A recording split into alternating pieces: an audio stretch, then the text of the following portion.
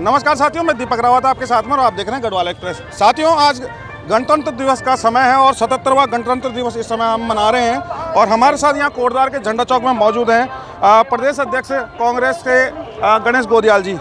Sir नमस्कार, सबसे पहले नमस्कार। और कोटद्वार आगमन पर बहुत बहुत स्वागत। इसलिए मैं संदेश ये देना चाहता हूँ कि इस देश को अगर मजबूत करना है, इस देश को अगर विश्वगुरु बनाना है, तो एक तो हमारे जो फर्ज हैं उन फर्जों को हमें निभाना पड़ेगा। एक दूसरा, तार्किक विस्तीर्ण मन, तार्किक बात और साइंटिफिक टेम्पर, इन तीन बातों का ध्यान रखते हुए हमें आगे बढ़ना है। अगर एक व्यक्ति अपने आप में स्वावलंबी बन गया तो एक परिवार स्वावलंबी बन गया। अगर सब परिवार स्वावलंबी बन गए तो पूरा गांव, पूरा शहर स्वावलंबी बन गया। सब गांव और सब शहर स्वावलंबी बन गए तो देश स्वावलंबी बन गया। और जो देश स्वावलंबी बना वो विश्वगुरु बना। विश्वगुरु बनने का यही रास्ता है। ये जो दूसरे लोग बोलते हैं ना, पर वास्तविक रूप में यही रास्ता है। जिन देशों को आज अग्रणी राष्ट्र कहा जाता है, विश्वगुरु के समान जिन देशों को दर्जा मिला, उनमें और हमें फ़र्क क्या है कि वो हमसे ज़्यादा स्वावलंबी हैं आज। तो हमें भी उस सीमा तक स्वावलंबी होना है कि हम विश्वगुरु की श्रेणी में आ सकें। तो प्रत्येक व्यक्ति स्वावलंबी बने, अपने परिवार को स्वावलंबी बनाए, अपने गांव और शहर को स्वावलंबी बनाए और फिर देश स्वावलंबी बनाए। ये संदेश मैं देना चाहता हूँ। सर, इससे इतर एक सवाल पूछना चाहूँगा कि जो उत्तराखंड प्रदेश से अभी तक लगातार एक ज्वलंत मुद्दा है अंकिता भंडारी का। अंकिता भंडारी केस में आपको क्या लगता है कि राज्य सरकार की मंशा क्या है?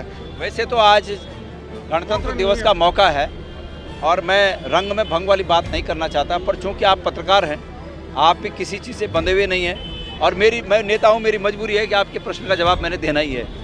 तो ये है मामला कि स्पष्ट रूप से आप खुद सोचिए ना, मुख्यमंत्री जी ने सीबीआई जांच की सिफारिश की, बहुत दबाव में सिफारिश नहीं की, घोषणा की। आज तक वो सिफारिश सामने नहीं आई कि नहीं की। क्या है, किस प्रकार धूल झोंक रहे हैं आंखों में? मतलब लोग बोलते हैं कि दाल में काला है, यहाँ पर दाल ही काली है, ये पूरी काली दाल है। और जो अंदेशा है वो ये है कि उसमें भारतीय जनता पार्टी के बड़े लोग संलिप्त हैं और मुख्यमंत्री जी की निष्ठा भारतीय जनता पार्टी के लोगों के साथ है, इसलिए उनको बचाने का काम कर रहे हैं। उनकी निष्ठा प्रदेश की बेटियों के साथ नहीं है, प्रदेश की महिला शक्ति के साथ नहीं है, प्रदेश की महिलाओं के आत्मसम्मान से जीने के अधिकार के मुख्यमंत्री जी पक्षधर नहीं प्रतीत होते हैं। ये उनकी भावना दिख रही है। तो ये है पूरा मामला। जोशी जी की इन्वॉल्वमेंट कितना जायज़ मानते हैं आप? इसमें कहाँ से? वही तो मैं कह रहा हूँ भाई, स्वयं मुख्यमंत्री जी ने कहा अगले दिन, आप जानते हैं कि भाई अंकिता के माता पिता को मैं मिलूंगा और वो जो कहेंगे उस अनुसार हम काम कर देंगे।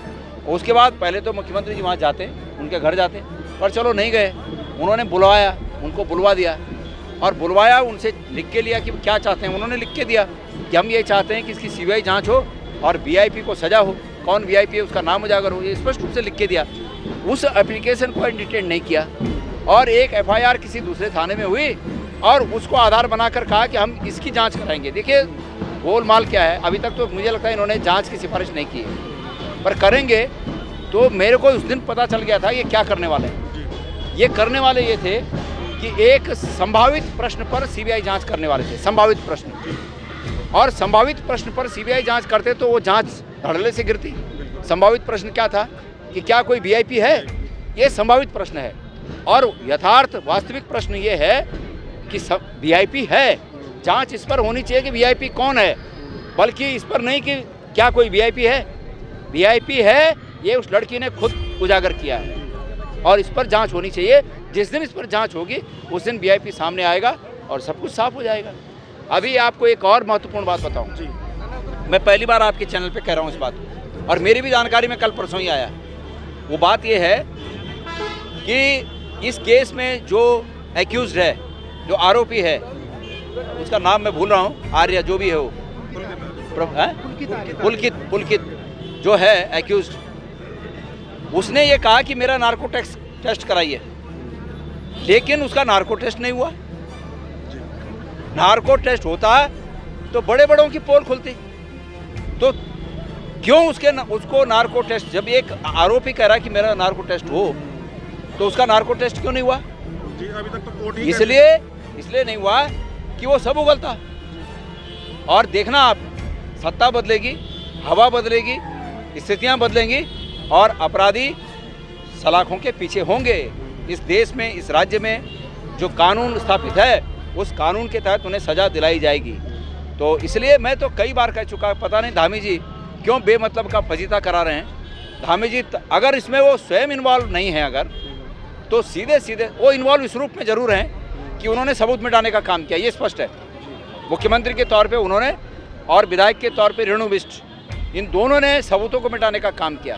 लेकिन उस आपराधिक गतिविधि में सीधे तौर पर अगर वो संलिप्त नहीं है तो उन्हें क्या डर है, वो सीधे सीधे साफ साफ जांच कराएं या पद से इस्तीफा दें, ये कहते हुए कि केंद्र के नेताओं का उन पर दबाव है कि वो सीबीआई जांच नहीं चाहते हैं। और मैं नहीं इस बोझ को ढो सकता कि हमारी पहाड़ की एक बेटी के साथ इस तरह अन्याय हुआ हो।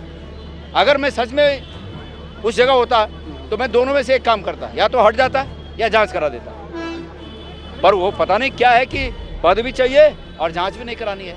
ये पूरा प्रदेश की जनता देखेगी। सर आपका ज़्यादा समय नहीं लूँगा क्योंकि आपने दिल्ली जाना। बस एक अंतिम छोटा सा सवाल और छोटा सा जवाब चाहूँगा उसका जी। छोटा सा सवाल और छोटा सा जवाब चाहूँगा। अभी मैं कल अग्निवीर की भर्ती चल रही है यहाँ पर, तो मैं वहाँ गया तो बीजेपी के कुछ पदाधिकारी हैं जो मोदी रसोई चला रहे हैं। मैंने उनसे जब पूछा कि भाई पहले के फौजी और अब के अग्निवीर फौजी में आप क्या अंतर देखते हैं, तो उन्होंने सीधा जवाब एक दिया कि जो हमारे देश के प्रथम CDS थे बिपिन रावत जी, जो कि गढ़वाल के ही आते हैं, उनका विचार था ये कि अग्निवीर मतलब यूपीए के समय पर वो कह रहे हैं कि कांग्रेस चाहती थी कि ये अग्निवीर आए। बहरहाल मुझे लगता नहीं कि बिपिन रावत जी का ये विचार रहा हो। मैंने ये सुना कि बिपिन रावत जी इस विचार के ठीक विपरीत थे, मैंने ये सुना। पर बहरहाल किसी का भी विचार रहा हो, मैं किसी का नाम नहीं लेना चाहता, किसी का भी विचार रहा हो, राज करने वाले जो दिल्ली में बैठे हैं, अगर सबकी औलादें होती तो वो बच्चों का दर्द समझते हैं कि एक रेगुलर फौजी और एक अग्निवीर में जो भेद होता है वो कैसे झेलता होगा। तो इसलिए किसने किया, क्या किया, हम ये इसमें नहीं पढ़ना चाहते। जिसने भी किया ये गलत किया, और जब भी केंद्र में हमारी सरकार आएगी हम इस व्यवस्था को बदलाव इस व्यवस्था में लाएंगे।